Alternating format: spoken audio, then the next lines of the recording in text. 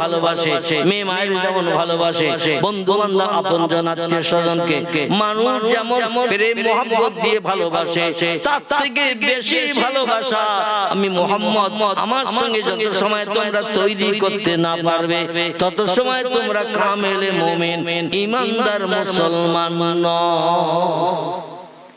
আচ্ছা, নবীর এই কথাটা মূল্য কি আমরা কেউ দিতে পেরেছি? স্ত্রীর থেকে আল্লাহ নবীকে বেশি ভালোবাসতে পেরেছি? সন্তানের থেকে আল্লাহ নবীকে বেশি ভালোবাসতে পেরেছি? আমরা পারি না।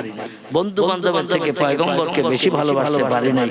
বাপ মায়ের থেকে আমরা বেশি ভালোবাসা আল্লাহ নবীকে বাসতে পারি নাই। এই জন্য লাহোরের করাচি, পাকিস্তানের লাহোরের করাচির একজন আল্লাহ মানুষ, তার নাম মুফতি শফি রহমাতুল্লাহ আলাইহি। কি নাম বললাম? মনে থাকবে? লোকটির নাম হলো মুফতি শফি রহমাতুল্লাহ আলাইহি। তিনি বিশ্ব নবী সিরাত নিয়ে, নবীর জীবনী নিয়ে একটি কিতাব লিখেছেন। কিতাবটির নাম হলো মুজিজাতুন নবী। কি নাম বললাম? মুজিজাতুন নবী, বিশ্ব নবীর জীবন আদর্শের অলৌকিক তাজ্জব ঘটনা। আরবিতে নাম হলো মুজিজাতুন নবী, বাংলা অর্থ হলো বিশ্ব নবীর অলৌকিক তাজ্জব ঘটনা বলি কিতাব, পুস্তক। এই কিতাবে মুফতি আল্লামা শফি রহমাতুল্লাহ আলাইহি পাকিস্তানের লাহোরের করাচি নামক জায়গা, যেখানে ইন্টারন্যাশনাল এয়ারপোর্ট আছে পাকিস্তানের এই করাচিতে, সেইখানকার অধিবাসী। তিনি একটি তথ্য দিয়েছেন তার কিতাবে। আমি তথ্যটা আপনাদের কাছে পরিবেশন করি। নবী তার কদর জানে সাহাবী, মাসলি দার কদর জানে বাঙালি। বুঝতে পেরেছেন? আবার বলি, নবী দার কদর জানে সাহাবী, মাসলি দার কদর জানে বাঙালি। নবীর কদর, নবীর প্রেম, নবীর মহব্বত, নবীর ভালোবাসা এটা পৃথিবীতে দেখিয়ে দিয়ে গেছে নবীর সাহাবীরা। আর মাসলিদার কদর জানে বাঙালি। মাছ কত রকম করে রান্না করে খেলে টেস্ট আর স্বাদ পাওয়া যায়, এটা বাঙালিরা সব থেকে বেশি জানে। ঠিক বললাম না ভুল বললাম? কারণ আমাদের ভারতবর্ষের অনেক রাজ্য আছে, সে রাজ্যের মানুষেরা মাছ খাওয়া তো দূরে থাকে, মাছ দেখলে বলে পানি পোকা। আমাদের এলাকার অনেক ছেলেরা গুজরাট যায় না, সুরাট মিরাটে যায় না, জিজ্ঞাসা করে দেখবেন বাড়ি ফিরলে ওদের দেশের লোকেরা মাছ জীবনে পানি থেকে ধরেও না, রান্না করে খায়। ওরা বলে পানি পোকা, পোকা আবার খাওয়া যায়। আর আমাদের ছেলেরা যে পুকুরে হাতড়িয়ে মাছ ধরে বাসা কোটা করে হাঁড়িতে দিয়ে ঝোল করে খায়, বলে বাজার করবো না। মাছের উপরে আর কিছু আছে নাকি? শিঙি মাছ, মাগুর মাছ, শোল মাছ, কই মাছ, ওরা প্রাণী পোকা বলে। এই ভারতবর্ষে অন্য কোন জায়গায় যেতে হবে? কেউ জানে মাছ হলো পানির পোকা, আবার কেউ জানে মাছ কোন মাছটা কেমন রান্না করে খেলে হয়। মৌরলা মাছ বাজার থেকে আনলে বিবির কাটিং দিয়ে বলে ঝোল কর। মৌরলা মাছের ঝোল করে চোখের জ্যোতি শ্রীবৃদ্ধি হয়। ঠিক কি দেখ? আবার মাছ বাজার থেকে কিনে আনলে বলে বেশি পেঁয়াজ দিয়ে কালিয়া কর। বাংলাদেশের পর্দা ফসরে ইলিশ যদি কিনে নিয়ে আসে, বলে আচ্ছা করে সরিষা বাটা দিয়ে একটু ঝোল কর। মাছ দিস না দিস কোনো অসুবিধা নাই, ঝোল যেন 3 দিন পাই। ইলিশ মাছের ঝোল এ টেস্টফুল, আস্বাদ না একেবারে সাধারণ ইলিশ মাছের ঝোল। তবে আগের মতো আর টেস্ট এখন নাই। আমি ছোটবেলায় দেখেছি সকালবেলা পৌষ মাসের শীতে, মাঘ মাসের শীতে ইলিশ মাছের হাঁড়ি সরা আলগা করলি গন্ধ ভ্যাক করে নাকে লাগে, কি সুন্দর সুগন্ধ। আর ওই রকম সেই বসা ঝোল, ভাতের মাড়গুলো সকালবেলা শীতকালে যখন বসে যায়, ইলিশ মাছের ঝোলগুলো যখন বসে যায়, আবার একটু গরম করে দিলে আবার স্বাভাবিক হয়ে যায়। ভাত দিয়ে মাখালে শুধু মনে হয় না আরো ভাত নাই, আরো ভাত, মানে খেয়ে কি মজা কিতে। এই জন্য মুফতি শফি রহমাতুল্লাহ আলাইহি বলছেন, মাসলিদার কদর জানে বাঙালি। গলদা চিংড়ি, বাগদা চিংড়ি বাজার থেকে কম দামে যদি কেউ কিনে নিয়ে আসে, বাড়িতে এসে বাড়িওয়ালা ডেকে বলে নারকেল কোথায় পাওয়া যায়, বলে না কারণ বাগদা চিংড়ি এনেছি, গলদা চিংড়ি এনেছি, এর ঝোল করলে হবে না, ভাজা করলে হবে না। আব্দুল করিম চাচার বাড়িতে নারকেল থাকে, অনেক নারকেল গাছ আছে, দুটো নারকেল আল কর, তারপরে দুধ বার কর, নারকেলের দুধ দিয়ে গলদা চিংড়ি বাগদা চিংড়ি রান্না করে খেলে অন্তত 6 মাস আর জিভের থেকে টেস্ট যাবে না। ঠিক না? আমরা নবীর মহব্বত, নবীর প্রেম ভালোবাসা সাহাবীদের মতো দিতে পারি নাই। আমরা শুধু মাছের কদর দেই, মাছ হলে আর কোন জিনিসের প্রয়োজন নাই। আমরা হলাম সেই বাঙালি। এই জন্য মুফতি শফি রহমাতুল্লাহ তত্ত্বটা চিন্তা ভাবনা করে দিয়েছে। তত্ত্বটা হলো বাস্তব সত্য।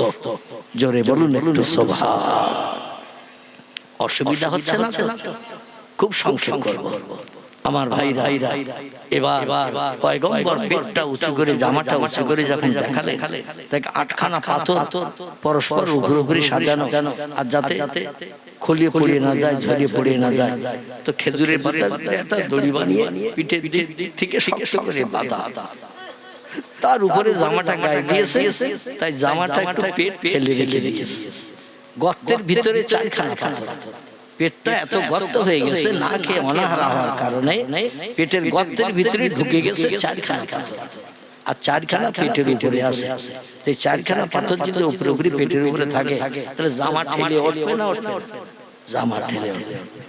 এই দৃশ্য যখন ইহুদি দেখলো, ইহুদি আর দাঁড়িয়ে থাকতে পারে না, চোখের পানিতে বুক ভাসিয়ে হাউ হাউ করে কান্না শুরু করেছে।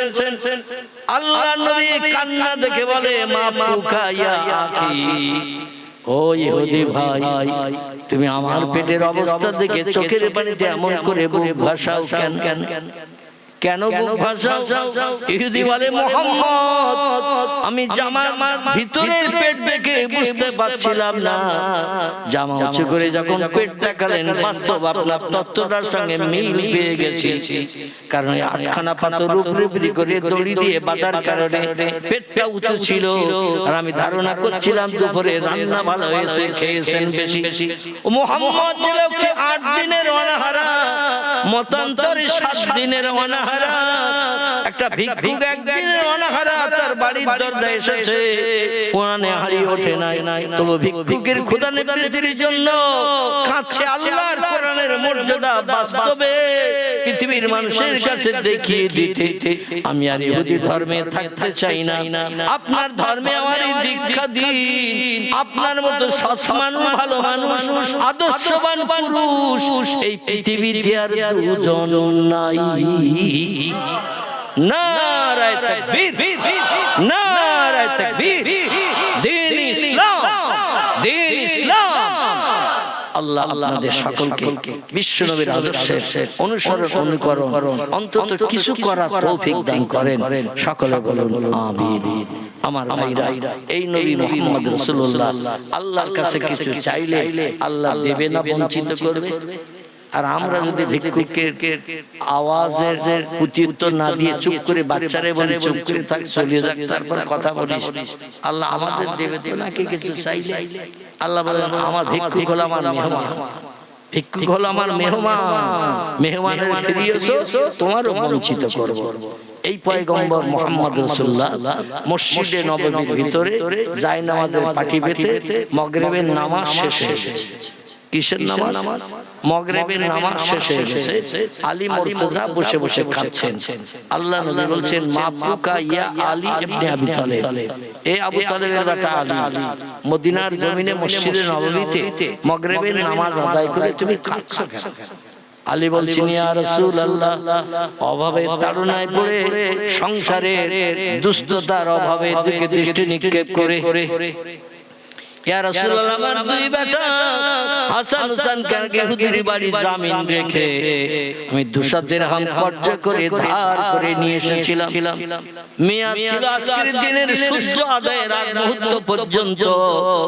কিন্তু সূর্য অস্তমিত হওয়ার আগে মদিনার বিভিন্ন সাহাবীদের কাছে, আপনার মহব্বতের সঙ্গীদের কাছে, আমি বিভিন্ন ভাইদের কাছে গেছি, মুসলিম ভাইদের কাছে, যে বললাম অন্তত আমাকে 100 দিরহাম কর্জ দাও। একজন যদি 200 দিতে না পারো 100 দিরহাম কর্জ দাও, আমি নবীর জামাই আলী মুর্তজা তোমার ঋণ পরিশোধ করব ইনশাআল্লাহ। বড় বিপদগ্রস্ত হয়ে হাত পাচ্ছি, যেটা নবী পছন্দ করে না কারো কাছে হাত পাতা, কিন্তু চরম বিপদে মুসিবতে পড়ে হাত পাচ্ছি। কারণ আজকে দিনটা চলে গেলে, সন্ধ্যায় সূর্য অস্তমিত হয়ে গেলে, রাতের আধার নেমে আসলে আমার দুই বেটা ইমাম হাসান হোসেন আর ঘরে ফিরবে না।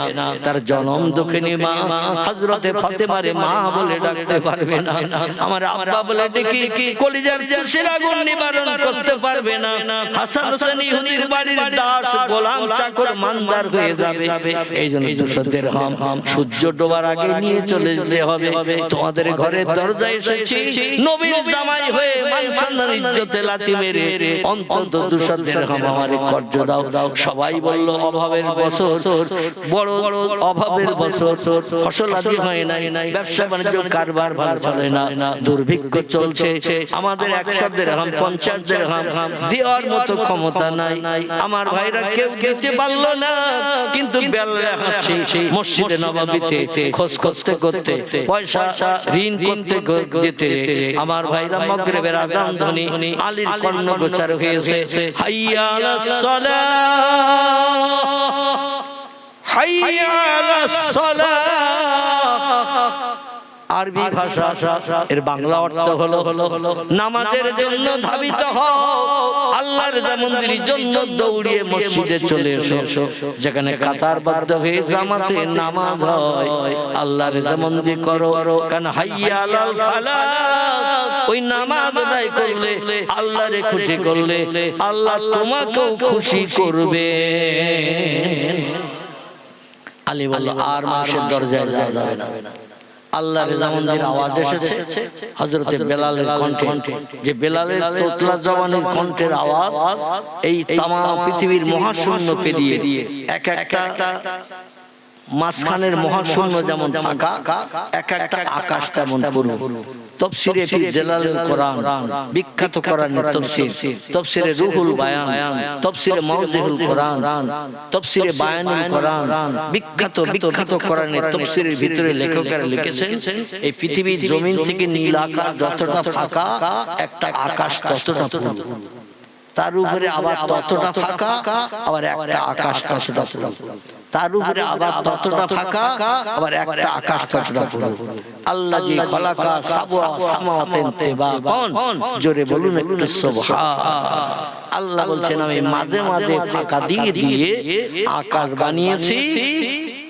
কটা আঙুল দেখছেন তো? এই কটা আকাশ বানিয়েছি।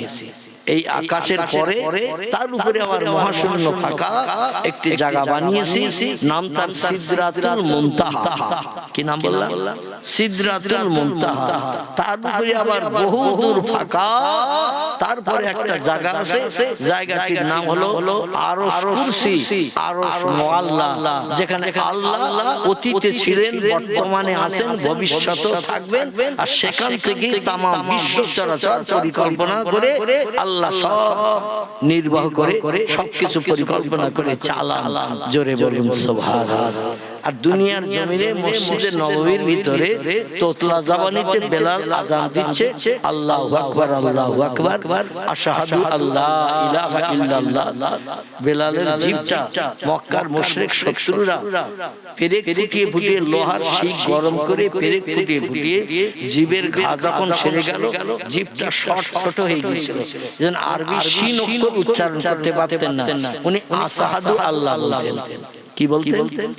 আশহাদু শিন, এই অক্ষরটা উচ্চারণ করতে পারতেন না, বলতেন আশহাদু আল্লা ইলাহা ইল্লাল্লাহ, আশহাদু আন্না মুহাম্মাদার রাসূলুল্লাহ। এই আশহাদু শব্দটা শিন অক্ষর দিয়ে উচ্চারণ করতে হয়।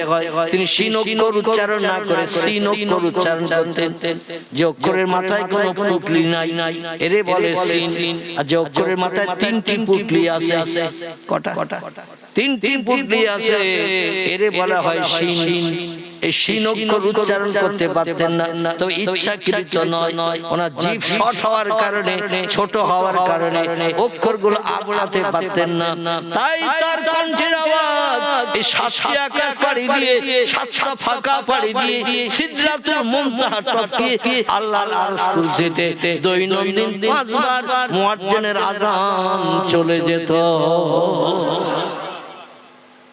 আল্লাহর দরবারে যদি এই সাতটা আকাশ পাড়ি দিয়ে সিদরাতুল মুনতাহা টপকে আল্লাহর আরশ পাকে যদি আওয়াজ যায়, আল্লাহ ওয়ালা মানুষদের কানে আওয়াজ যাবে না? যাবে না?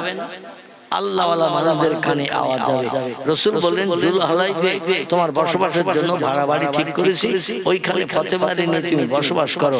আলী বললেন, ইয়া রাসূলুল্লাহ, এই মদিনা থেকে 8 কিলোমিটার দূর, অনেক দূরের রাস্তা, সেইখানে ভাড়া বাড়ি ঠিক করেছেন, আর প্রতি ওয়াক্তে আমার নামাজ পড়তে আসতে হবে।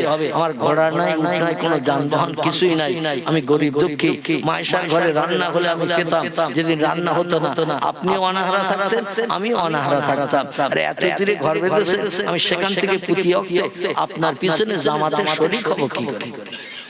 রাসূল বললেন, আলী রে, ওয়ালা তাহজান ওয়ালা তাখাব ইয়া আলী, ও আলী, চিন্তা করো না, ভয় করো না। মান কানা লিল্লাহ, যে লোকটি আল্লাহর আপন হয়ে যায়, কানা আল্লাহু লাহু, আল্লাহ তার আপন হয়ে যায়। ওয়ালি বেলাল মসজিদ নববীতে যখন আযান দেবে খালি মুখে, ওই আযানের আওয়াজ হওয়ার মাধ্যম দিয়ে 8 কিলোমিটার দূরে জুলহলাই বস্তিতে আল্লাহ তোমার কানে আগে পৌঁছে দেবে। আর মসজিদের পাশে ময়রার দোকানের বেঞ্চিতে বসে থাকি, ক্লাব ঘরে বসে থাকি, মুয়াজ্জিন আওয়াজ দেয়, মাইক দেওয়ালের ক্লাব ঘরের দেওয়াল যেন ফাটিয়ে দেয় আওয়াজ দিয়ে, কিন্তু মুসলমানের কানে আওয়াজ পৌঁছায় না। ঠিক বললাম না? আওয়াজ পৌঁছায় না।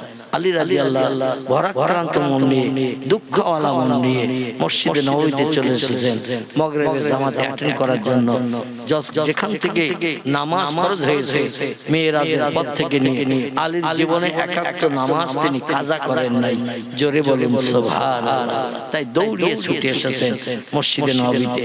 প্রিয় নবী মুহাম্মদ রাসূলুল্লাহ 3 রাকাত নামাজ, মাগরিবের ফরজ নামাজ 2 রাকাত কিরাত করে 1 রাকাত নিশ্চিত অবলম্বন করে আল্লাহ পয়গম্বর নামাজ আদায় করে দিয়ে দিয়েছেন।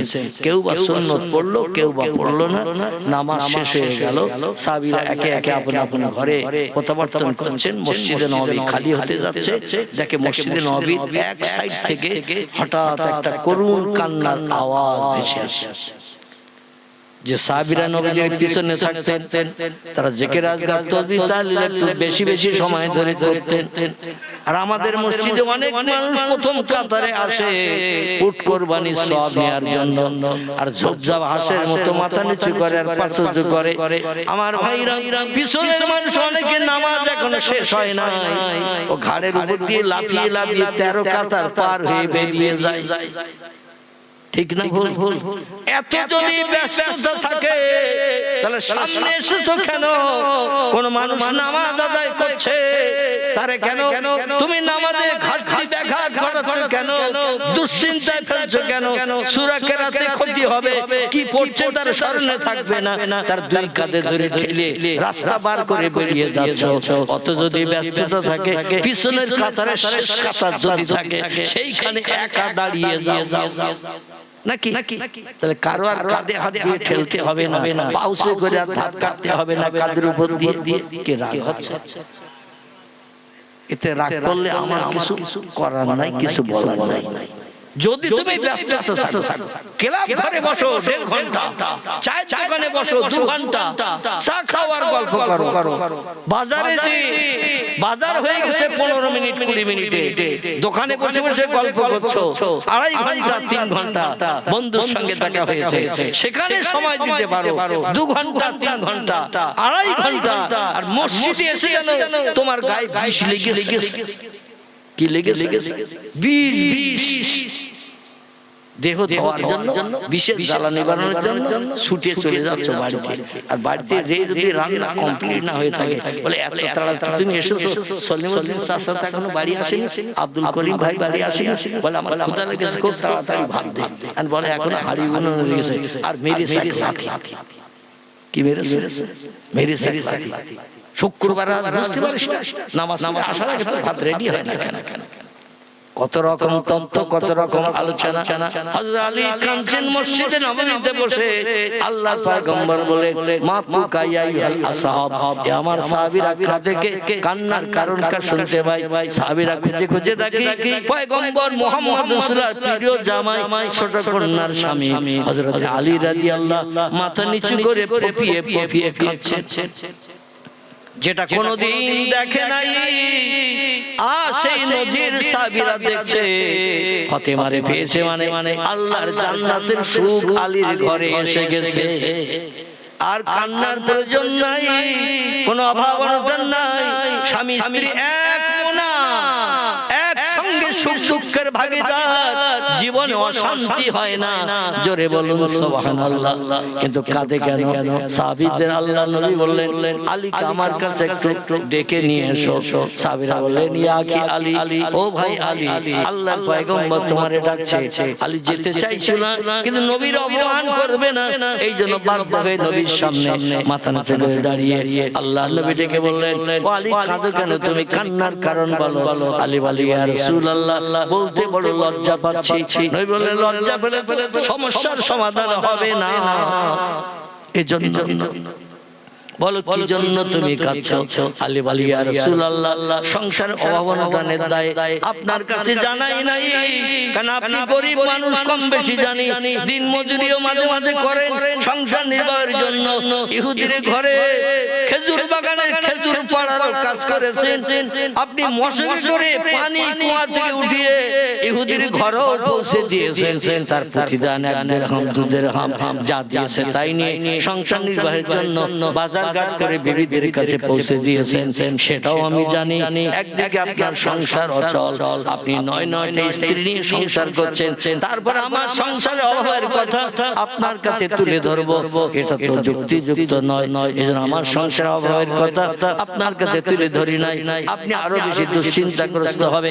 নবী যে এইরকম একটা ঘটনা ঘটে গেছে, আপনার কন্যার মুখে হাসি ফোটাতে, আপনার কন্যার প্রস্তাবকে বাস্তবে আমি পূর্ণ করতে যে আমার 2 বেটাকে ইহুদির বাড়িতে জামিন রেখে এসেছি ইয়া রাসূলুল্লাহ। কিন্তু ইহুদি শুধু কর্জ দিতে চাই নাই, আমি তার খেজুর বাগানে কাজ করি, কুয়া থেকে পানি তুলে মশক করে বাড়িতে এনে দেই। ইয়া রাসূলুল্লাহ তবু সে বিশ্বাস করলো না, তাই বলে তোমার 2 বেটাকে আমার কাছে জামিন রেখে দাও, কারণ 2 বেটার মহব্বত স্বামী স্ত্রী তোমরা কম বেশি বেশি বেশি করে করো সেটা জানি। কারণ হাসান হোসেনের চেহারা দেখতে যেমন, আল্লাহর পয়গম্বর তোমার শ্বশুর বিশ্ব মানবতার শ্রেষ্ঠ প্রতীক মুহাম্মদ রাসূলুল্লাহর চেহারাটাও দেখতে অবিকল তেমন। নবী বলেছেন হাসান ও হোসেন রে মাঝে মাঝে একটু আমার কাছে আসবি। ইমাম হাসান হোসেন বলে ইয়া জাতি, ও আমাদের নানাজি, আপনার কাছে মাঝে মাঝে কেন আসতে হবে? বলে আমার নিজের চেহারাটা আমি আয়না ছাড়া নিজেই দেখতে পাই না, আয়নার সামনে দাঁড়ালে নিজের চেহারাটার প্রতিবিম্ব ছবি দেখতে পাওয়া যায়, কিন্তু এমনি এমনি নিজের চেহারাটা কেমন কোনো ব্যক্তি দেখার সুযোগ পায় না। তবে 2 ভাই যখন আমার সামনে আসিস, আমি রাসূল তোদের চেহারা থেকে অনুভব করি আমি মুহাম্মদ রাসূলুল্লাহ ওদের মতো তেমন। এই জন্য আমি বারবার তোদের আমার সামনে আসতে বলি, তোদের চেহারা দেখে আমার কলিজার ক্ষুধা নিবৃত্তি করি, পরিতৃপ্ত হই, মনে দুঃখ নিবারণ করি।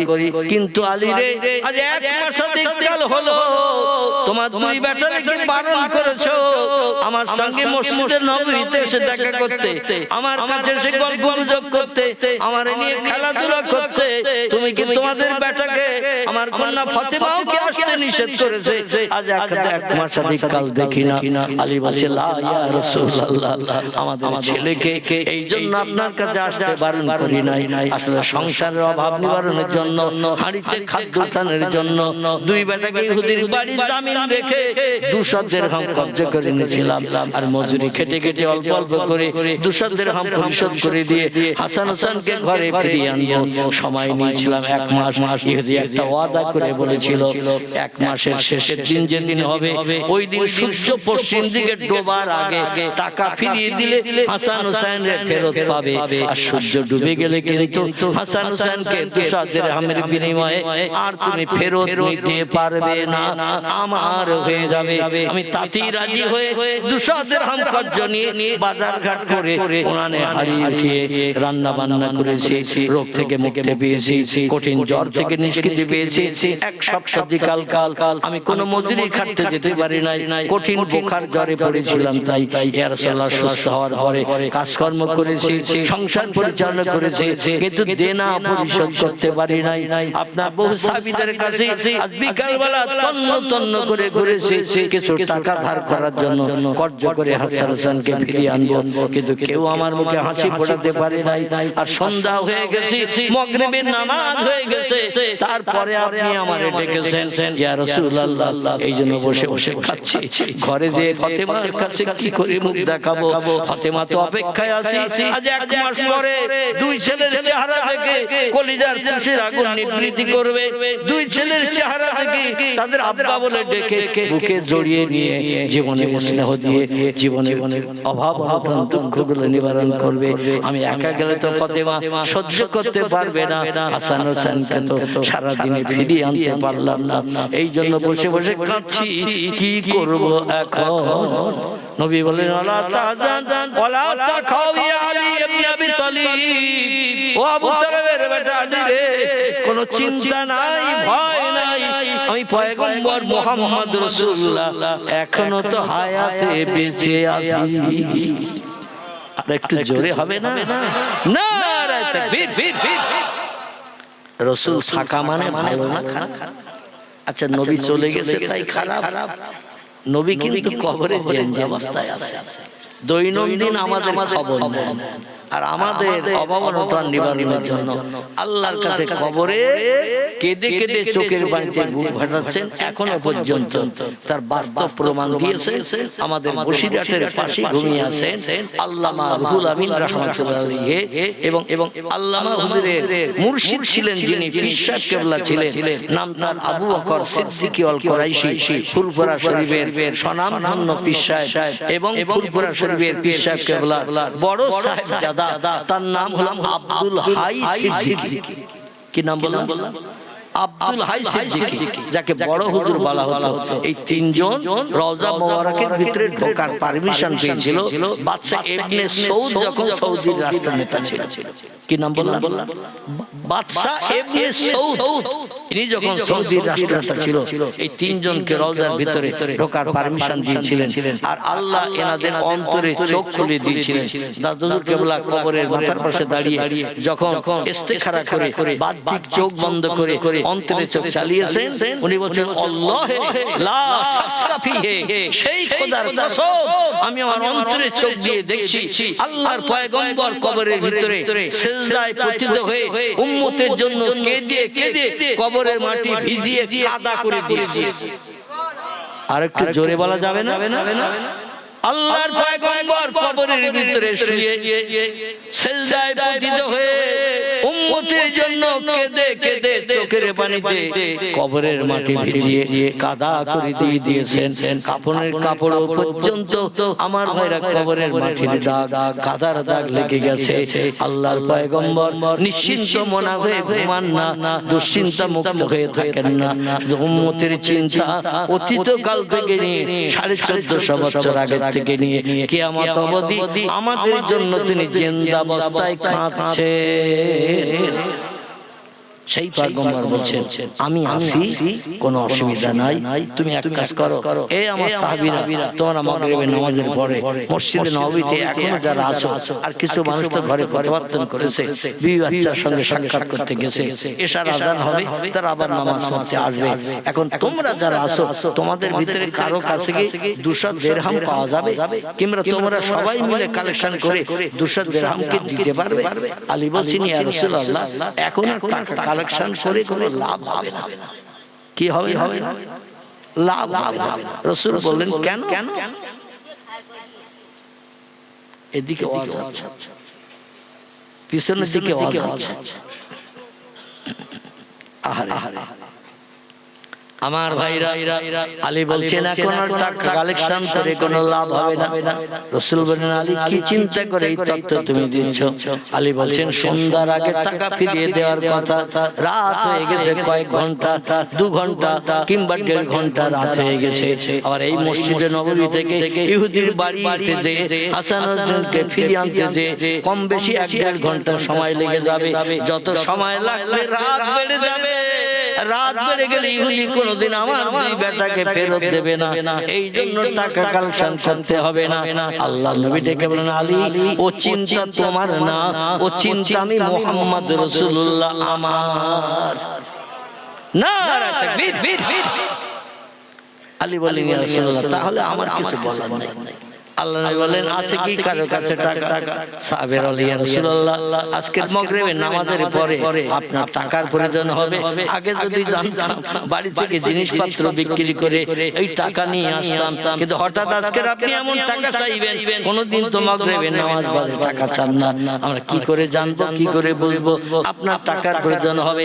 জীবন দিতে আপনার জন্য রাজি, আর টাকা দেব জীবন বাঁচবে, এটা তো কোনো ব্যাপার নয়, কিন্তু চাইবেন তো জানি না, এই জন্য আমরা টাকা নি নাই। আল্লাহ নবী বলছেন তাহলে কারো কাছে কি পয়সা নাই? বিশ্ব নবীর 3 নম্বর মতান্তরে 2 নম্বরের জামাই যিনি হযরতে ওসমান গনি জিন্নুরাইন রাদিয়াল্লাহু আনহু, এই ওসমান গনি রাদিয়াল্লাহু, একে মদিনার ধনী বলা হতো। নবীর টোটাল সাহাবীদের ভিতরে ওসমানের মতো অর্থ সম্পদ জায়গা জমি আর কোন সাহাবীর ছিল না।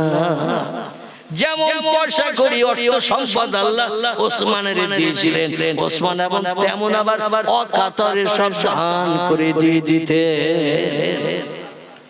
সিরিয়া থেকে ব্যবসা করে 7টা উটের পিঠে মাল বোঝাই করে ওসমান গনির ব্যবসায়ীরা ওসমানের ঘরের দরজার কাছে এসেছেন।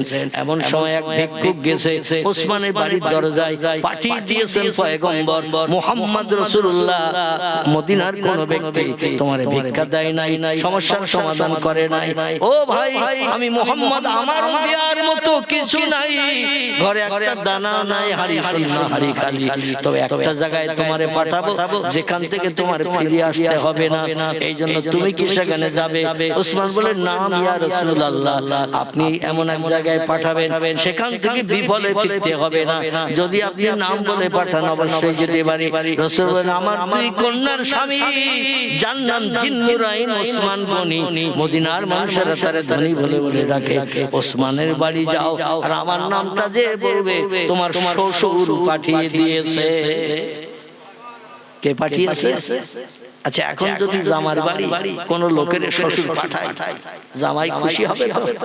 বলে ওনার সাইকেল দেওয়ার কথা ছিল, মোটরসাইকেল দেওয়ার কথা ছিল, 36 ইঞ্চি কালা টিভি দেওয়ার কথা ছিল, খাসক দেওয়ার কথা ছিল, আল্লাহ ড্রেসিং টেবিল দেওয়ার কথা ছিল, কিচ্ছু দেয়নি, দেশে শুধু মেয়ে। ঠিক কি না? আর উনি আমার কাছে পাঠিয়ে দিয়েছে 5000 টাকা দিতে, যে পাঠিয়েছে তার কাছে আবার যাও। বলবেন না? বলবেন। এখানে অবশ্য বলবেন, শ্বশুরের মর্যাদা রক্ষা করবে। খিদিরপুরের মানুষেরা ভালো, এদের নামে বদনাম দেব না, কারণ প্রতি শুক্রবার আমাদের আসতে হয়। ঠিক ঠিক ঠিক, প্রতি শুক্রবার আসতে হয়, আবার ঝামেলায় পড়ে যাবে। এর জন্য এখানকার মানুষেরা সব সময় ভালো। আলহামদুলিল্লাহ, আল্লাহ ভালো রাখুক, সবাই বলেন আমিন।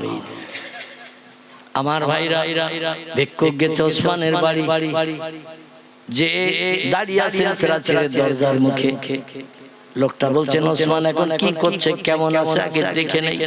কারণ ধনী মানুষ একটু রাগান্বিত হয় বেশি, বেয়াদবি সহ্য করতে পারে না, এজন্য দাঁড়িয়ে দেখে দুপুরের রান্নার খাবার ওসমান গনির জন্য বাড়ির দাসী চাকরানি রান্নার খাবার এনেছেন জোহরের নামাজ বাদ। এখন প্রাচীরের দরজার মুখে ভিক্ষুক দাঁড়িয়ে লক্ষ্য করে দেখে শাক দিয়ে আর রুটি নিয়ে এসেছে। রুটি আর শাক, আমাদের দেশে রান্না হয় না শাক, ভালো মন্দ হলো শাকের তরকারি হয় না, কথা বলেন হয় তো শাক, শুধু শাক, তরকারি কিচ্ছু না। এখন ওসমান গনি খাওয়া শুরু করেছেন, খেতে খেতে পেট ভরে গেছে। নবী বলছেন পেটটাকে তিনটে ভাগে ভাগ করবে। ক ভাগ? পেটটারে তিনটে ভাগে ভাগ করবে। এক ভাগ খাদ্য খাবে, এক ভাগ পানি খাবে, এক ভাগ খালি রাখবে। আর আমরা যদি খানা সাথী বাড়ি যাই,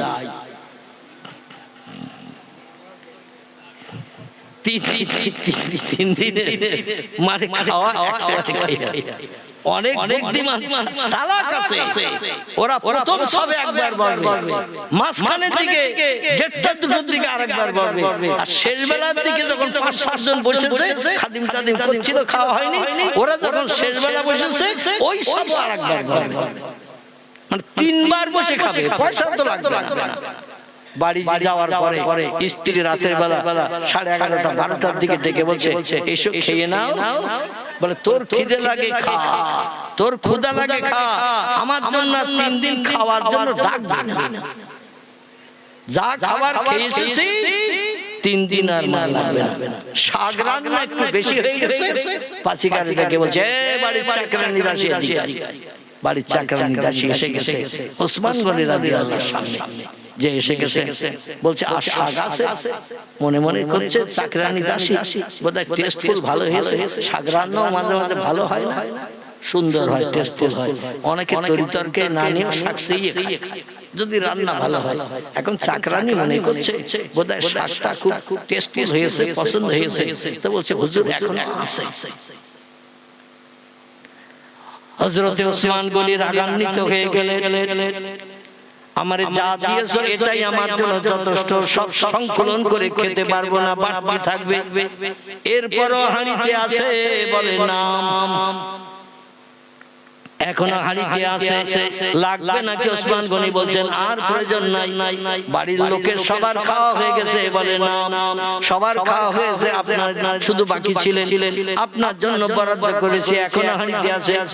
ওসমান বললেন সবার খাওয়া হয়ে গেছে, আমারও খাওয়া হয়ে গেছে, আমার পাতে এখনো কিছু শাক বাড়তি আছে, এখনো হাঁড়িতে বেশি আছে, এই বাড়তি রান্না কেন করেছো? জবাব দাও। আল্লাহ কোরআনে জানিয়েছেন ইন্নাল মুবাজ্জিরিনা কানু ইখওয়ানা শায়াতিন। জোরে বলুন একটু আল্লাহু আকবার, আর একটু জোরে বলুন আল্লাহু আকবার। আল্লাহর কোরআনে আল্লাহ জানিয়ে দিলেন ইন্নাল মুবাজ্জিরিনা কানু ইখওয়ানা শায়াতিন, নিশ্চয় অপব্যয়কারীরা হলো শয়তানের ভাই। যতটা লাগবে ততটা রান্না করো, বেশি রান্না করে নষ্ট করবে, তুমি শয়তানের আদর্শের অনুসরণকারী হবে, শয়তানের ভাই হবে। জোরে বলুন একটু নাউজুবিল্লাহ। বকাবকি করছে দেখে বলছে ভিক্ষুক বলছে মোহাম্মদ আর জায়গা পাইনি, শাক একটু বেশি রান্না হয়েছে বলে পাশিকার তো ধরি খেতে যাচ্ছে, এত বেশি রান্না করলে কেন? আর আমারে এমনি এমনি পয়সা দেবে, আমার এমনি এমনি খাবার দেবে, আমার সংসারে অভাব দূর করবে। মোহাম্মদ আসলে ভুল করিয়ে এই একটা কট্টর, এই একটা নিষ্ঠুর মানুষ, এই কৃপণ, এর কাছে আমারে পাঠিয়ে দিয়েছে। ভিক্ষুক পাশিল থেকে ভেতরে ঢুকেনি, দৃশ্য দেখে ও ভয়তে আল্লাহ নবীর কাছে আবার চলে গেছে। আল্লাহ নবী বলছেন ভাই আমার জামাই তোমারে খুশি করেছে তো? বলছে আমার চেহারা দেখে বুঝতে পারছেন না মোহাম্মদ? বলছে তোমার চেহারা দেখছি মলিন কালো মার্কা, এই জন্য আমি বুঝতে পারছি না তুমি খুশি হলে তো মুখের একটা ভাব পাওয়া যায়। বলছেন যাওনি তুমি? বলে প্রাচীরের দরজায় যে যা দেখেছি তাতে ভিতরে ঢোকার সাহস আমার হয়নি। আল্লাহ নবী বললেন কিসে কি হয়েছে? বলে এইরকম ঘটনা শাক কত আমরা নষ্ট করি, রান্না করে বেশি খেতে পারি না, ফেলে দেই, গরু ছাগলের দেই, কত জীব জন্তুকেও খেতে দেই, বেশি খেতে পারি না বলে বাড়তি গুলো নষ্ট করে ফেলি। এই জন্য ওসমান তার পাচিকারে ধরে খাওয়ার মতো হয়তো ধরে খায়, ভয়তে আমি ঢুকে নাই। আল্লাহ নবী বলেন ওসমান বাড়ির লোকের সঙ্গে কি করলো তোমার আর দেখতে হবে না, তুমি সরাসরি ওসমানের কাছে যাবে যে আমি পাঠিয়ে দিয়েছি, বলবে তোমার সংসারে অভাব অনটন দূর করার জন্য কিছু তোমাকে সাহায্য করতে বলবে। দ্বিতীয় দিন ইহুদি বলছেন আবার যেতে হবে ওসমানের বাড়ি। নবী বলছেন ওসমান ছাড়া দুঃখের দুঃখ মোচনের আমি তো কাউকে দেখছি না, যাও। ইহুদির ইচ্ছা নাই, তবু নবী বলছেন, এই জন্য বাধ্য হয়ে এসেছেন। তখন সন্ধ্যা, সূর্য ডোবো ডোবো ভাব, সন্ধ্যার ঘন ঘটা নেমে আসা স্বভাব।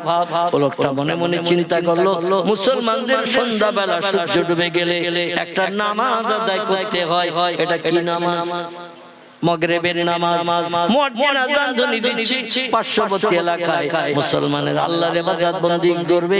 এখন যেহেতু খাবার চাওয়া যাবে না, কারণ মুসলমান তো কম বেশি রাগী সারদমি, পূর্বদিন গত দিন এসে দেখেছে, তো নামাজটা হয়ে যাক, একটু শান্ত হয়ে যাক, তারপরে আস্তে আস্তে গুটি গুটি পাই যাব। ওসমান যখন নিশ্চিততা অবলম্বন করে জিকির আজকার তাসবিহ তাহলিল করবে, যায় নামাজের পাটিতে বসে, এবার নামাজ শেষ হয়ে গেছে, ওসমান গনি বসে বসে সুবহানাল্লাহ, আলহামদুলিল্লাহ, লা ইলাহা ইল্লাল্লাহ জিকির করছেন, বিভিন্ন আল্লাহর নামে তাসবিহ পাঠ করছেন। আর সন্ধ্যার ঘন ঘটা মাগরিবের নামাজের পর বাড়িতে এলাকায় সব সন্ধ্যা এসে যায় না, দিনের আলো আর থাকে না। মাগরিবের নামাজের পরে দেখবেন ঘন ঘন অন্ধকার নেমে যায়। এইজন্য অধিকাংশ বাড়ির মেয়েরা ঘরের আধার দূর করার জন্য প্রদীপ বাতি জ্বালায়, জিরো লাইটটাও দেওয়ালের গায়ে সুইচ টিপে জ্বালিয়ে দেয়। ঠিক না ভুল? আধার দূর করার জন্য আলো জ্বালিয়ে দেয়। বাড়ির চাকরানি ঝি গতদিন যে শাক রান্না করে এসে বকাবকি শুনেছে, এই তো বাড়ির চাকরানি ঝি পরিবেশন করেন বাড়ির মানুষকে। এই একটা বাতি জ্বালিয়ে এসেছে। আমাদের দেশে আগে টেমি জ্বালানো হতো, জানেন তো নাকি? এখন তো রেশনে কেরোসিনও দিচ্ছে না, টেমিরও কোনো ব্যবস্থা নাই। মানে কেরোসিন আপনাদের দেয় বোধহয় নাকি? দুই এক সময় দেয়, আর আমাদের দিকে টোটাল শহর এলাকায় মোটেই দেয় না, মোটেই দেয়। মানে সরকারি বিদ্যুৎ লাইন চালু হয়ে গেছে, কেরোসিনের দরকার নাই। যাই হোক, যখন এই বিদ্যুৎ লাইনের ব্যবস্থা ছিল না, তখন অধিকাংশ বাড়িতে লম্ফ বাতি টেমি জ্বালানো হতো। ঠিক না ভুল? আবার অনেকের বাড়িতে কালী পড়ে হারিকেনও জ্বালানো হতো। অনেক সময় কোনো মেয়েদের বাচ্চা হলে শ্বশুর বাড়ি থেকে যখন বাচ্চা নিয়ে মেয়েরা স্বামীর ঘরে আসে, হারকেন পর্যন্ত নিয়ে আসতে। আমার বলতেই হারকেন প্রত্যেকের বাড়িতে এসে সময় আনতো যখন ইলেকট্রিক লাইন ছিল। তো যাই হোক, ঘরে কালিও পড়বে না, হারকেন আলোটাও একটু বেশি হবে। ঠিক কি না? তো এই টেমি জ্বালিয়ে নিয়ে এসেছে তাড়াতাড়ি করে। সন্ধ্যাবেলা মেয়েদের একটু কাজ বেশি থাকে, হাঁস তুলতে হবে, মুরগি তুলতে হবে, গরু ছাগল বাঁধতে হবে, ঝাড় দিতে হবে, অনেক জায়গার পাড়া ছেলে দরজা লাগাতে হবে, একটু কাজ থাকে মেয়েদের, ছেলেদের থেকে অনেক বেশি কাজ থাকে। এই জন্য তাড়াতাড়ি টেমির পুলতে একটু বেশি করে টেনে আলো ধরিয়ে দিয়েছে যাতে নিভে না যায়। এখন একটু আগুন জ্বলছে বেশি বেশি, ওসমানের সামনে যে টেমিটা দিয়েছে বলতে একটু বেশি টানা, আর বেশি টানলে তেল একটু বেশি পড়বে কিনা। আগুন জ্বলছে বেশি, ওসমান বলছে বাড়ির চাকরানি পাশে কাছে এদিকে ডেকেছেন, কাছে কাছে এসেছেন, এসে বলছেন ইয়াই হল মালিক, এ বাড়ির কর্তা মালিক, কি জন্য ডাকলেন? বলে লম্পটা জ্বালিয়ে দিয়েছে কে? বলে আমি নিজে জ্বালিয়ে এনেছি আপনার আধার দূর করার জন্য। বলে পুলতে এত লম্বা করে টেনে আগুন বেশি কেন জ্বালাচ্ছ? তেল বেশি পুড়ে যাবে। আল্লাহর দরবারে শয়তানের ভাই হিসাবে আমাকে আসামি সাব্যস্ত হতে হবে। যতটা প্রয়োজন ততটা ব্যবহার করো, বাড়তি ব্যবহার করলে, বাড়তি নষ্ট করলে আল্লাহর দরবারে আসামি সাব্যস্ত হতে হবে। কারণ সব নেয়ামত হলো আল্লাহ।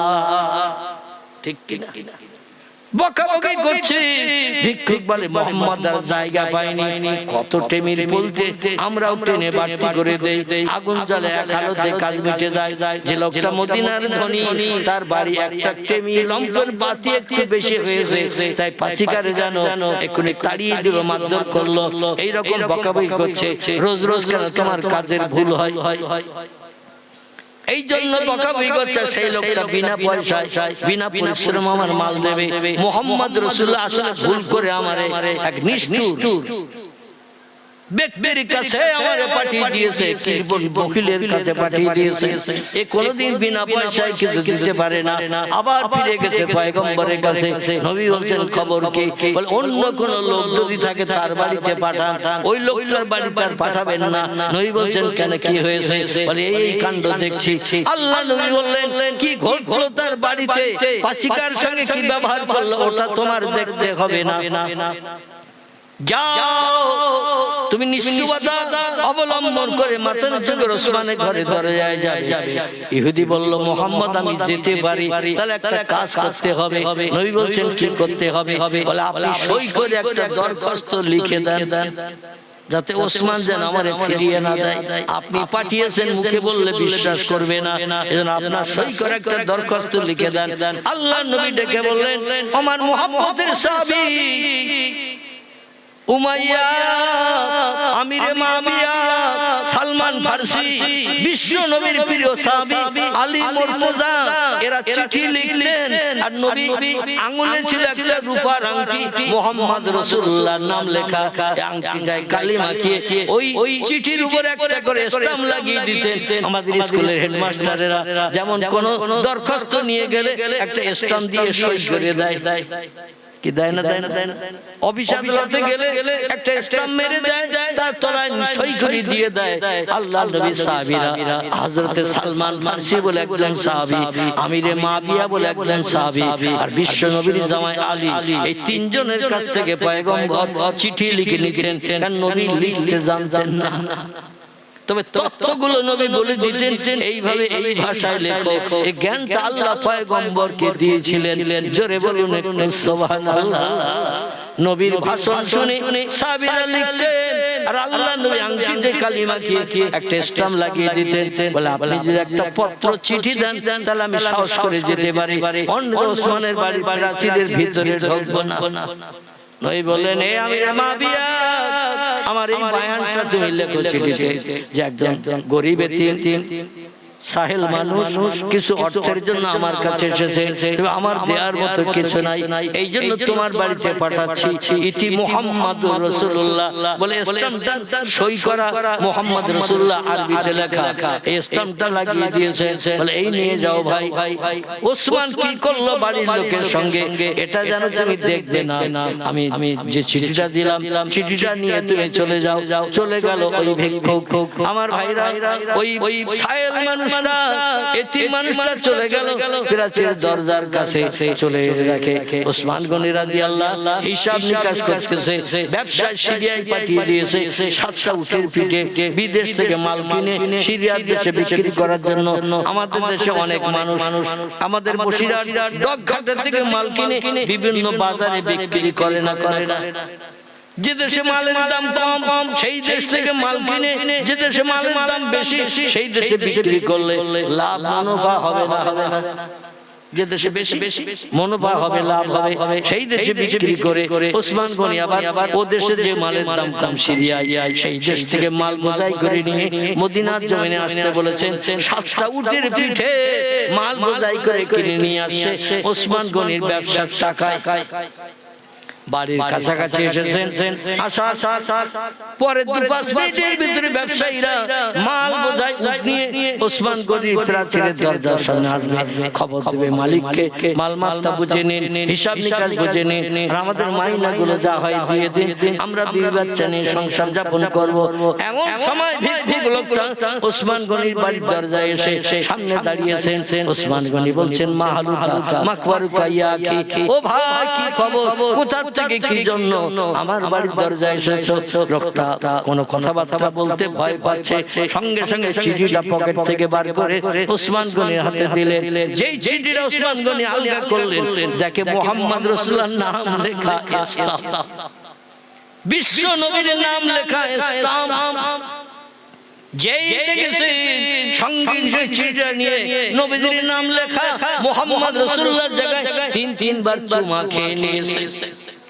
চিঠির ভাষা বয়ান কিছুই পড়েননি, নবীর নাম লেখা রয়েছে। ওসমান বলে, পয়গম্বরকে আমার ঘরে পেয়ে গেলাম। জোরে বলেন সুবহান। তিনবার চুমা খেয়ে নিয়ে চিঠির বয়ানটা পড়ে দেখলেন, আল্লাহ পয়গম্বর আমার শ্বশুর পাঠিয়ে দিয়েছেন এই ভিক্ষুককে, অনাহারা এতিমকে কিছু অর্থ দেওয়ার জন্য। নবীর নাম লেখা চিঠি এত দাম। ওসমান গনি রাদিয়াল্লাহর কাছে ডেকে বললেন, ভাই আমার শ্বশুর পাঠিয়েছে, প্রতিদিন 5 ওয়াক্ত নবীজির পিছনে জামাতে নামাজ পড়তে হয়, আর আমি যদি কম দেই তাহলে নবী আমার হয়তো আবার জিজ্ঞাসাবাদ করতে পারে, তোমার কাছে পাঠিয়েছিলাম চিঠি দিয়ে একজন সাইল ভিক্ষুককে তুমি কি দিয়েছিলে, এখন আমি যেটা দেব সেটা হয়তো রাসূলের কাছে অপছন্দনীয় হতে পারে।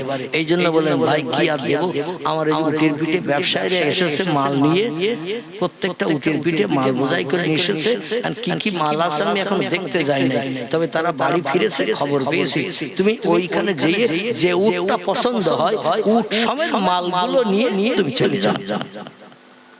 বোঝা গেল? যে উটটার পিঠে তোমার পছন্দ হয় মাল, ওই মালগুলো তো তুমি মাথায় করে নিয়ে যেতে পারবে না, কারণ অনেক ভারী মাল। একটা উটের পিঠে অনেক মাল ধরে এবং তারা নিয়ে মরুভূমি জাহাজ যারে বলা হয়, ওই মালগুলো তো মাথায় করে নিয়ে যেতে পারবে না, উট সমেত তোমার দান করে দিলাম।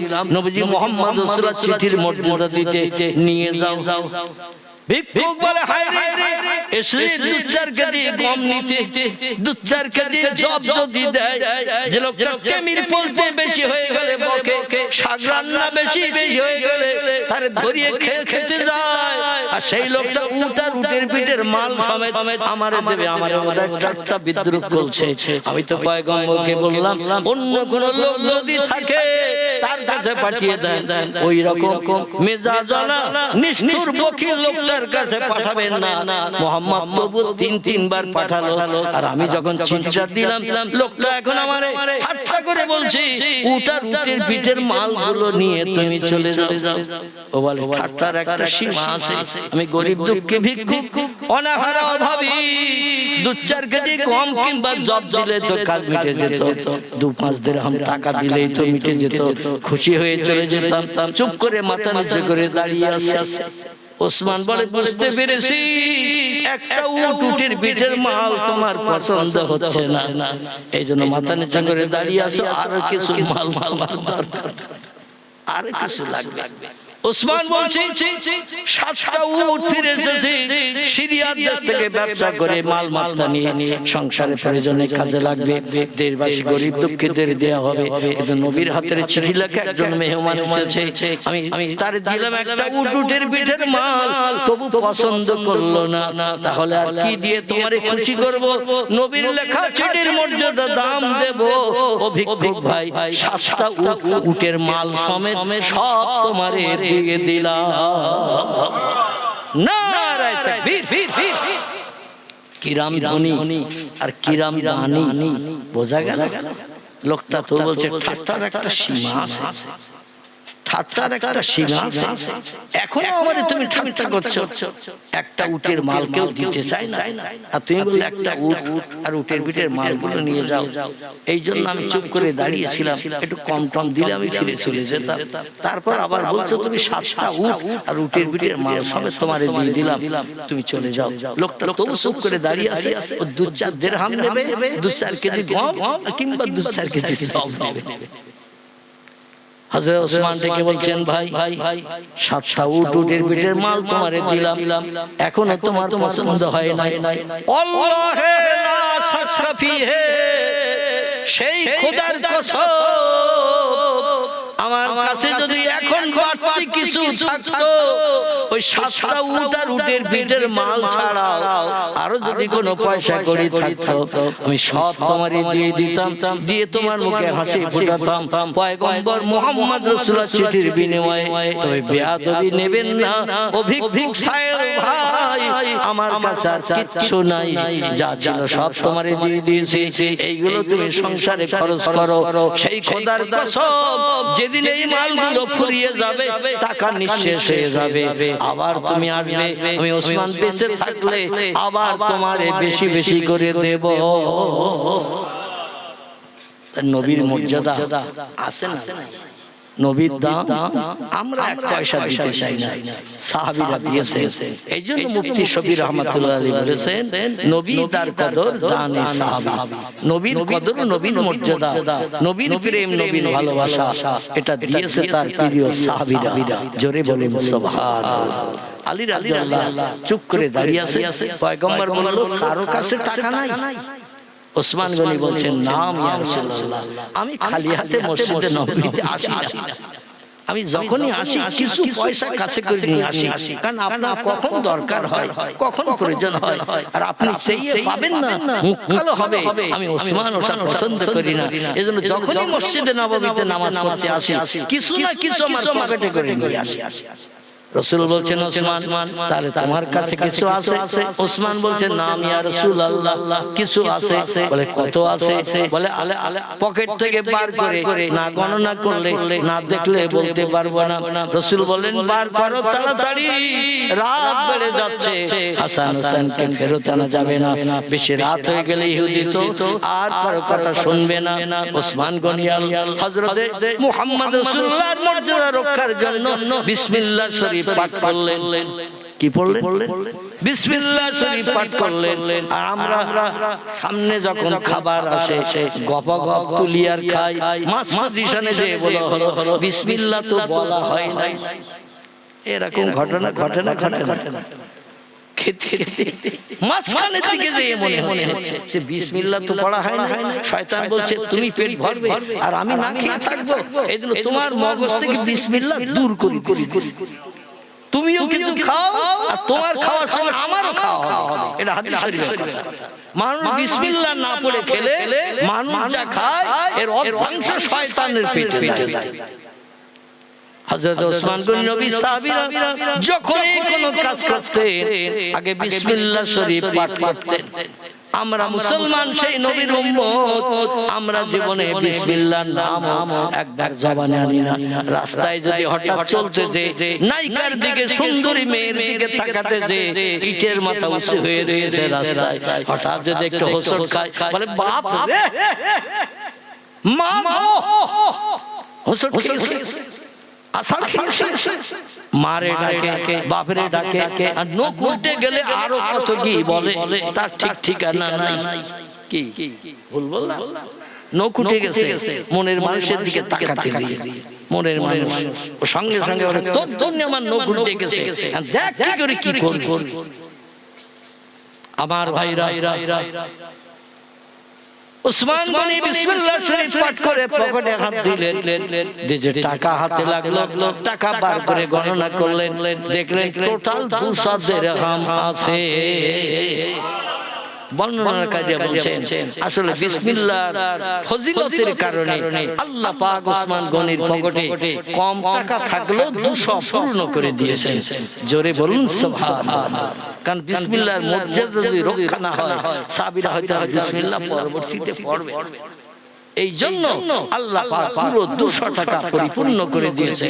রাসূলের হাতে ওসমান গনি তুলে দিয়ে বলেন, ইয়া রাসূলুল্লাহ, বাড়িতে আর যাওয়ার প্রয়োজন নাই, এনাম যথেষ্ট হয়ে গেছে। এই নেন আপনার প্রিয় জামাই আলী মুর্তজার হাতে দিয়ে দিন। আলী বলছেন, ইয়া রাসূলুল্লাহ, এখন রাতের বেলা গেলে কি ইহুদি হাসান হোসেনের ফেরত দেবে? নবী বলছেন, তুমি যাবে রাস্তায় ইহুদির বাড়ি, আর আমি এদিকে জায়নামাজের পাটি পেতে কাবা শরীফ মুখ হয়ে 2 রাকাত নামাজ পড়ে আল্লাহর কাছে যখন হাত তুলে দোয়া কামনা করব, যত সময় হাসান হোসেনকে নিয়ে আমার সামনে এসে ফেরত নিয়ে না এসে দাঁড়াবে, তত সময় দোয়া বন্ধ করব না। আর আমাদের দোয়া, কোরআনের আয়াত যদি 3টে পড়ে, বলে হুজুর এত লম্বা দোয়া করে, দোয়া ধরিয়েছে ছাড়ে এ বলে না কিছু মানুষ বলে যারা কোরআন হাদিস পছন্দ করে না, আল্লাহর কাছে চাওয়াটা পছন্দ করে না, এদের গায়ে বিষ লাগাতে হয়, ঝাল লাগাতে হয়, তাড়াতাড়ি লা ইলাহা ইল্লাল্লাহ বলে দেবে, তাবারুক দেবে, নেবে নিয়ে চলে যাব, কিংবা মসজিদে বাতরা দেবে, জিলবি দেবে, তাড়াতাড়ি নিয়ে বাচ্চার জন্য নিয়ে যাব, হুজুর দোয়া ধরিয়েছে। জোরে বলেন নাউজুবিল্লাহ। সংখ্যা আমার ভাইরা দেখতে দেখতে রাত 12টা বেজে এসেছে। এই জন্য আলী রাদিয়াল্লাহু টাকা নিয়ে ছুটতে শুরু করলো। রাসূল 2 রাকাত নফল নামাজ পাঠ করে আল্লাহর দরবারে মসজিদে নববীর ভিতরে হাত তুলে দোয়া শুরু করেছেন। নবীজি মুহাম্মদ রাসূলুল্লাহ দোয়া আল্লাহ কি কোনদিন ফেরত দিয়েছে? পয়গম্বর ডেকে বলে আল্লাহ ওয়াদা করা ছিল সূর্য ডোবার পরে আর ছেলে ফেরত দেবে না, দিনের আলো থাকতে সূর্য আকাশে থাকতে ছেলে ফেরত দেবে। টাকা জোগাড় করতে লেট হয়ে গেছে, দেরি হয়ে গেছে, সূর্য তার গতিপথে প্রচলিত, অশামসু ওয়াল কামারু বিহুসমান, চন্দ্র সূর্য হলো ঘূর্ণায়মান। তুমি চাঁদ সূর্যকে যদি তামাম পৃথিবীর চতুর্দিকে 24 ঘন্টা একবার করে তুমি ঘুরিয়ে দিয়ে থাকো, তুমি করলে আবার উল্টো দিকেও ঘোরাতে পারো। তুমি যদি পূর্ব দিক থেকে উদয় করে পশ্চিম দিকে নিয়ে যেতে পারো, আর পশ্চিম থেকে ঘুরিয়ে ভোরবেলা পূর্ব দিকে আবার দৈনন্দিন উদয় করে দিতে পারো, আবার তুমি উল্টাও ঘোরাতে পারো। কথাটা ঠিক না ভুল? আল্লাহ পাক এই সূর্যকে একদিন পূর্ব দিকে উদয় করে সকাল করবে না, পশ্চিম দিকে উদয় করে সকাল করবে। দিনটি হলো ইয়াউমুল কিয়ামাত, যেদিন হাসরের মাঠ হবে। সেদিন 9টা ধানের চাল কটা গুনে নিতে পারবেন, সূর্য সেদিন আর পূর্ব দিকে উঠবে না, ওজন পথে পশ্চিম দিকে উদয় হবে, পূর্ব দিকে ডুবতে যাবে। জোরে বলুন আমিন। আলী রাদিয়াল্লাহু ইহুদির ঘরের দরজায় যেয়ে বলে, ইয়া আহলাল বাইত, ও বাড়িওয়ালা ইহুদি ভাই, আমি আপনার বাড়ির দিন মজুরি, আপনার খেজুর বাগানে কাজ করি, কুয়া থেকে পানি তুলে মশক ভরে বাড়ির বড় পাত্রগুলো ভর্তি করে দৈনন্দিন মজুরি দেন, তাই নিয়ে আমার সংসার পরিচালনা করি। মাঝখানে 1 সপ্তাহ কাল কঠিন রোগে পড়েছিলাম, এই জন্য আপনার কাছ থেকে 200 দিরহাম খরচ করে নিয়ে গিয়েছিলাম। আজকে আপনার টাকা সূর্য ডোবার আগে ফিরিয়ে দেওয়ার কথা, এই জন্য টাকা জোগাড় করতে একটু দেরি হয়ে গেছে, তাই এসেছি। আমার 2 বেটার ফেরত দিন। হাসান হোসেন পিতার কণ্ঠের আওয়াজ শুনে ঘরের ভিতরে হাউ হাউ করে কান্না শুরু করেছে। 1 মাস সন্তানের সঙ্গে বাবার দেখা হয় না, হাউ হাউ করে কান্না শুরু করেছেন। আলী রাদিয়াল্লাহু বলছেন, এ আমার 2 বেটা হাসান হোসেন রে, আমি এসেছি, একটু অপেক্ষা কর, এখনই টাকার বিনিময়ে তোদের ফেরত নিয়ে যাব। ছেলে দুটো কান্না বন্ধ করে না, কারণ রাত হয়ে গেছে কয়েক ঘন্টা, আর রাতের বেলা তো ইহুদি আমাদের ফেরত দেবে না। নবী ওদিকে দোয়া শুরু করেছেন মসজিদ নববীতে। আল্লাহ পাক নবীর চোখের পানি চোখের কোণা দিয়ে নাকের ডগায় আস্তে আস্তে ডেকে বলে, আল্লাহ ওয়া ইন মিন শাইইন ইল্লা ইউসাব্বিহু বিহামদিহি, চিল্লায়ে বলুন আল্লাহু আকবার। আর জোরে বলুন আল্লাহু আকবার। আল্লাহ কোরআনে বলছেন, যত সৃষ্টি চোখে দেখতে পাচ্ছ, যত সৃষ্টি চোখে দেখতে পাও না, সব সৃষ্টি আমি আল্লাহ আমার হুকুমের মান্যতা দেয়, আমার নামের জপ জিকির করে, আমার নামে তাসবিহ পাঠ করে, আমার হুকুমের খেলাফ মানুষ ছাড়া কোনো সৃষ্টি করে না। জোরে বলুন একটু সুবহানাল্লাহ, নারায়ে তাকবীর। সূর্যকে ডেকে বললেন, সূর্য আমার পয়গম্বরের আমি কাঁদাতে চাই। এ সূর্য, যেদিকে গাছের তলায় অস্তমিত হয়ে গেছো, তুমি একটু ওজন ওঠো, আবার দিনের আলো পৃথিবীর মানুষকে দেখিয়ে দাও যে সূর্য আল্লাহ বানিয়েছেন। আল্লাহ যদি সেই সূর্যকে কোন সৃষ্টিকে বলে, তারা হুকুম শুনবে না, শুনবে না। সূর্য আল্লাহর হুকুম তামিল করে পশ্চিম দিক থেকে আবার উপরের দিকে উঠে দিনের আলো বার করে দিয়েছে। সূর্যের কাজ হলো আধার দূর করে আলো দেওয়া। বিকাল বেলা হয়ে গেছে, অপরাহ্ন বিকাল বেলা, সূর্য বেশ কিছুটা গাছের মাথার উপরে চলে এসেছে। আল্লাহর নবী ইহুদির ঘরের বাইরে দাঁড়িয়ে বলছেন, ইহুদি ভাই, আমার বাচ্চা দুটো ফেরত দাও, তোমার টাকা ফেরত দাও। ইহুদি বলে, মুহাম্মদ ছেলের চিন্তায় পাগল হয়ে যায়, তোমার মাথা খারাপ হয়ে গেছে, কয়েক ঘন্টা রাত হয়ে গেছে, রাতের বেলা তো ছেলে ফেরত হবে না, পূর্বেই বলছিলাম ফেরত চলে যাও, তোমার আওয়াজ শুনে বাচ্চা দুটো কান্নাকাটি করছে, আমি ওদের রস্ত করতে পারছি না, এখানে আর কথা বলো না, ফিরে যাও, ছেলে ফেরত হবে না। আলী রাদিয়াল্লাহু বলছেন ইহুদি ভাই, খোদার কসম আমি আসতাম না যদি দিনের আলো না থাকতো, সূর্য যদি আকাশে দেখতে পাওয়া না যেত, অবশ্যই আমি আসতাম না, ওয়াদা ভঙ্গ হয়ে গেছে, আসতাম না। কিন্তু এখনো তো সন্ধ্যা হয়নি, দিনের আলো আছে, সন্ধ্যা হতে দেরি আছে, আপনি একটু বাইরে আসুন, পশ্চিম দিকে তাকান, সূর্য যদি দেখতে না পান আমার দুই ছেলেরে ফেরত দিতে হবে না। ইহুদি বলে এ আলী, কয়েক ঘন্টা রাত হয়ে গেছে, আমি সন্ধ্যার পরে বাইরে বেরিয়েছি, আকাশে তারকা দেখেছি, চন্দ্র দেখেছি, তারকাগুলো চাঁদকে সুন্দর করে আলো দিয়ে সৌন্দর্য শ্রীবৃদ্ধি করেছে, আর তুমি বলছো সূর্য দেখা যাচ্ছে, ওটা সূর্য নয়, ওটা চাঁদ। আলী বলছেন আল্লাহে লা শাক্কা ফীহি, ওটা আসলে চাঁদ নয়, এটা হলো সূর্য। এই সূর্যের পাশে কোনো তারকা দেখা যাচ্ছে না, বিশ্বাস না হলে বাইরে বেরিয়ে আসেন, ঘরের ভিতরে দিনের বেলা দরজা জানালা লাগালে অন্ধকার দেখা যায়, কথাটা ঠিক না ভুল? দিনের বেলা দরজা জানলা লাগালে দিনের বেলা আঁধার হয়, দিনের বেলা সূর্যকে যদি মেঘ ঢেকে দেয় রাতের মতো দেখায়, 4টার সময় আকাশ মেঘাচ্ছন্ন, দেখবেন সন্ধ্যা হয়ে গেছে, মাগরিবের আযান বোধহয় মুয়াজ্জিন এখনই দেবে, কিন্তু এখনো 1.5 ঘন্টা বাকি। এরকম ঘটনা ঘটে না? ঘটনা ঘটে। বলে আপনি ঘরের ভিতরে আধারের ভিতরে দরজা জানলা লাগিয়ে রেখেছেন, আমার দুই ছেলের বাইরে দেখতে দেবেন না, আমার চেহারা দেখতে দেবেন না, এই জন্য দরজা জানলা লাগিয়ে রেখেছেন, তাই ঘরের ভিতরে অন্ধকার দেখছেন, একটু বাইরে বেরিয়ে আসুন। ইকরিজ বাবা কা ইয়া আখি, একটু দরজা দিয়ে বাইরে আসুন, তারপর যদি সূর্য দেখতে না পান তাকানো কি হবে না, আমার দুই বেটাকে ফেরত দিতে হবে না। ইহুদি বলে আলী যে তত্ত্বটা দিচ্ছে দিনের আলো, আমি তো পূর্বেই দেখেছি রাতে চাঁদ উঠেছে, তারকা উঠেছে, আবার হচ্ছে দিনের আলো, তাহলে আলীর কথাটা সত্য না আমার কথাটা সত্য, একটু বাইরে যেই নাই দেখি। ইহুদি দরজা টপকে যেই বাইরে চলে এসেছেন, এসে দেখে আল্লাহে, সেই খোদার কসম আল্লাহ পাক নবীর চোখের পানি কবুল করে সূর্যকে আবার হুকুম করেছেন, সূর্য আকাশে গাছপালা থেকে 10 সাত যেন সামনের দিকে এগিয়ে এসে দাঁড়িয়ে আছে। রাতের আধার নাই, দিনের আলো চলছে, একটু পরেই সন্ধ্যা হয়ে যাবে। আলী বলছেন মা তারা ইয়া আখি, ও ভাই কি দেখছো, সূর্য না চাঁদ দেখছো? ইহুদি বাধ্য হয়ে বলতে শুরু করলো আলী রে, হাজা শামস, এটি চন্দ্র নয়, এটি কামারুন চন্দ্র নয়, এটি হলো সূর্য। নবী বললেন আলী রে যাও, আমি তোমার দুই বেটার জন্য কাঁদছি। আল্লাহ পাক নবীর চোখের পানি পছন্দ করে সূর্য উদয় করে দিয়েছেন। আলী বললেন তার দিনের আলো যদি থাকে, সন্ধ্যা যদি না হয়ে থাকে, তার টাকা এনেছি ফেরত দিন, আমার দুই বেটারে ফেরত দিন।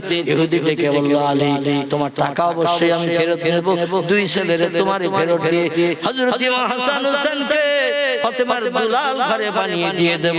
তবে একটা কথা তোমারে জিজ্ঞাসা করি আলী, এই সূর্য ডুবান্ত সূর্য আবার আকাশে উঠিয়ে দিয়ে মানুষের চোখে দেখিয়ে গিয়েছে কে, তথ্যটা আমাকে দাও।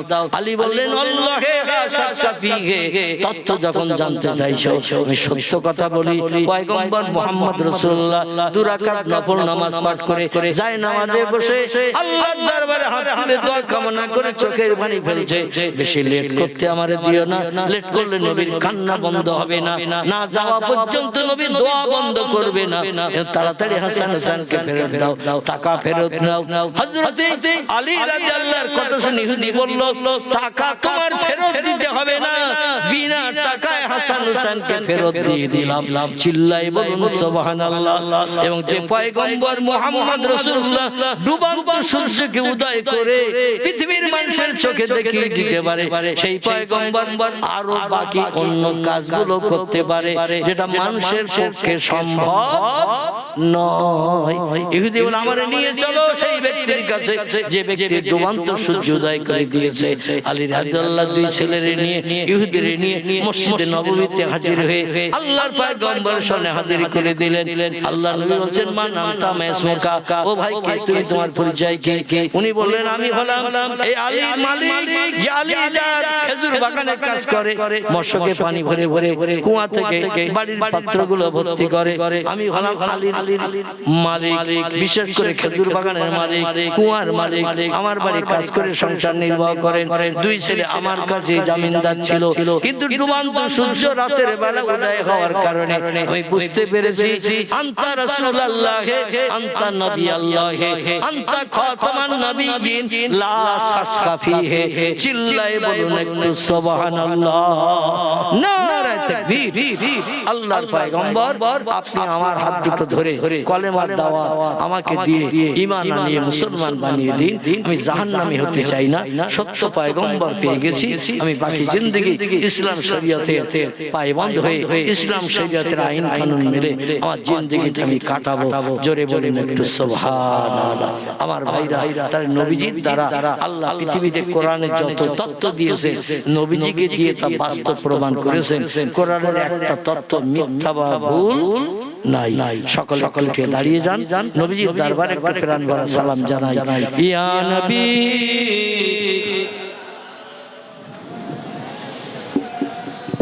ইয়া রাসূল সালাম ইয়া হাবিব সালাম সালাওয়াতুল্লাহ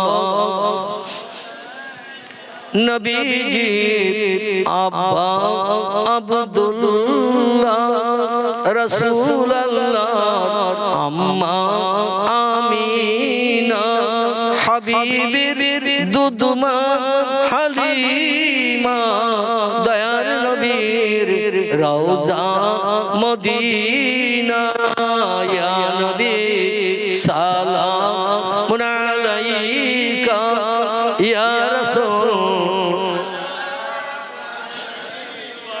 ইয়া হাবিব সালাম সালাওয়াতুল্লাহ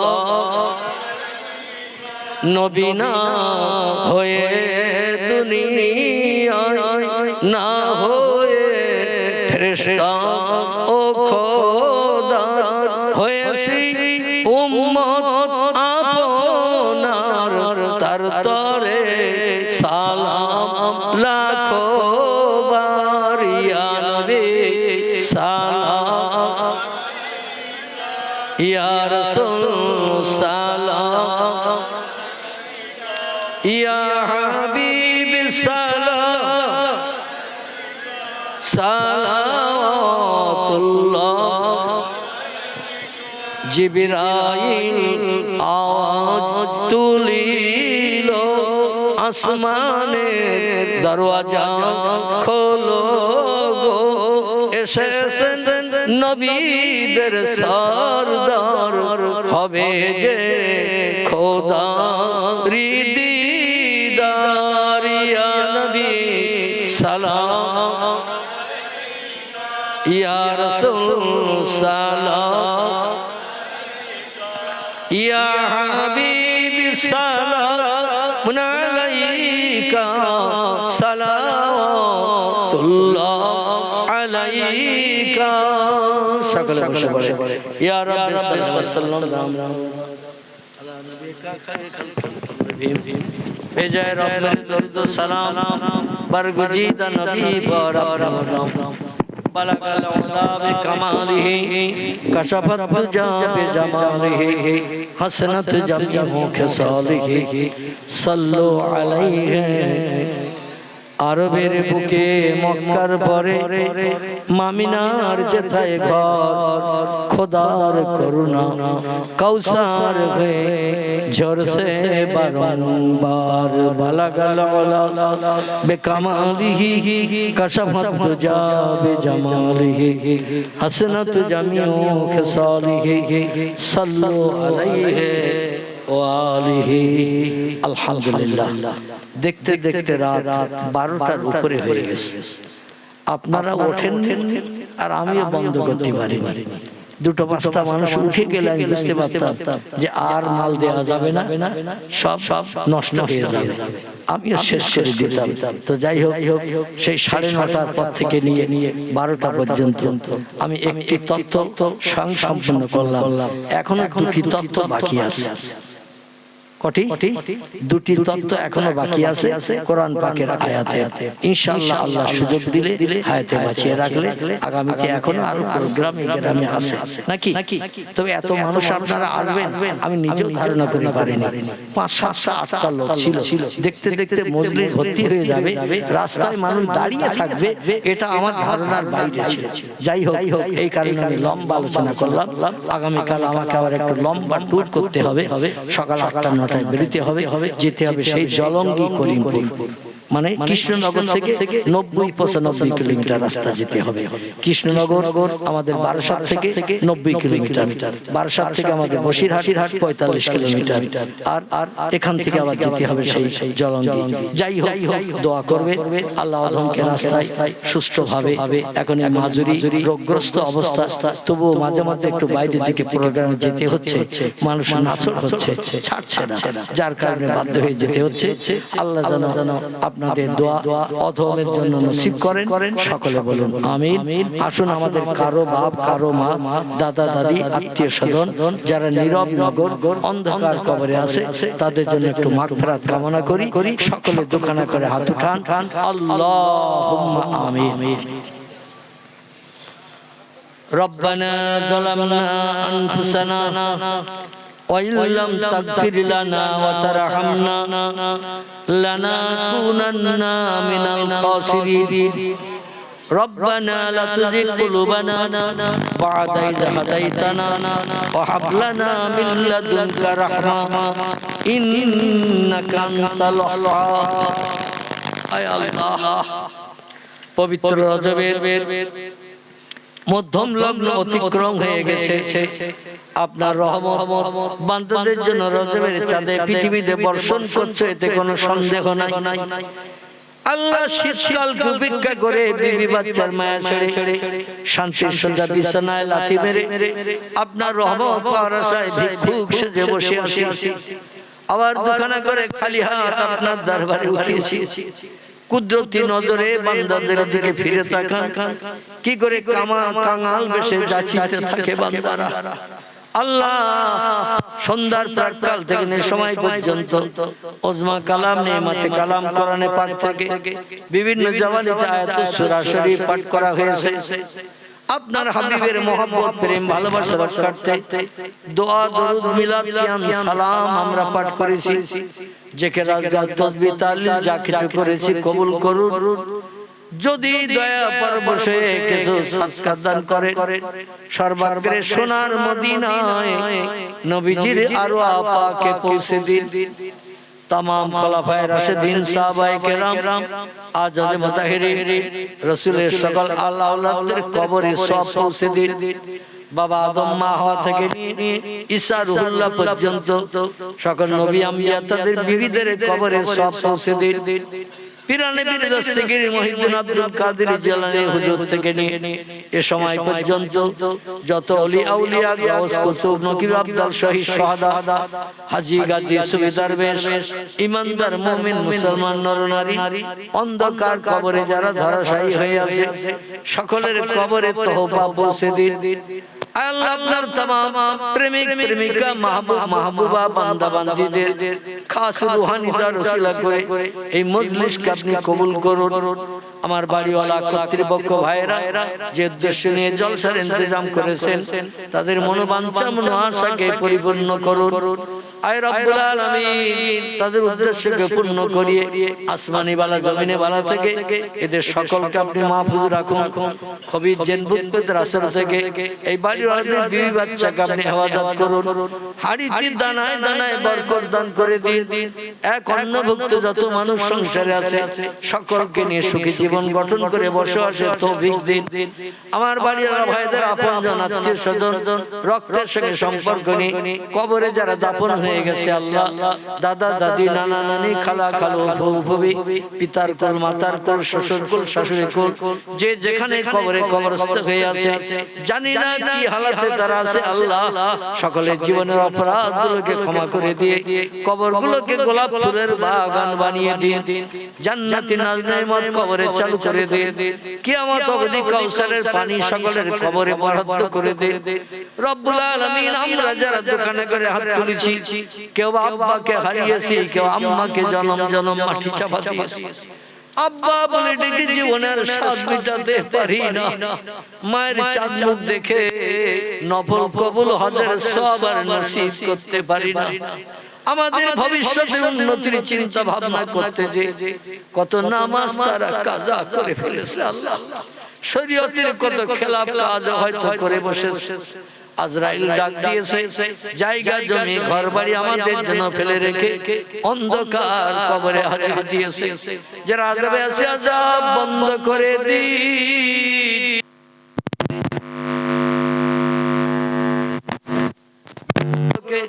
অনাবিল শান্তির জায়গা বানিয়ে দিন।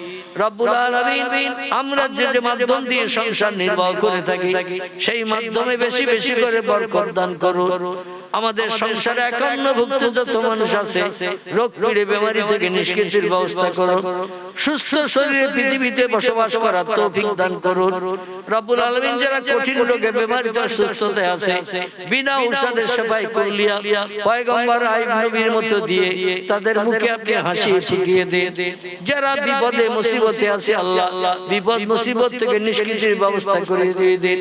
যারা কন্যাদায়গ্রস্ত হয়ে আছে কন্যাদের সৎপাত্রে পাত্রস্থ করিয়ে বাবা মায়ের মাথার বোঝাটাকে নামিয়ে দেন। রব্বুল আলামিন এই দুনিয়ার মোহমায়া ছেড়ে আমাদের সকলকে একদিন অন্ধকার কবরে হাজির দিতে হবে। মরণের দিনটি জুমার দিন, জুমার রাত কিংবা রমজান মাস নসিব করবে।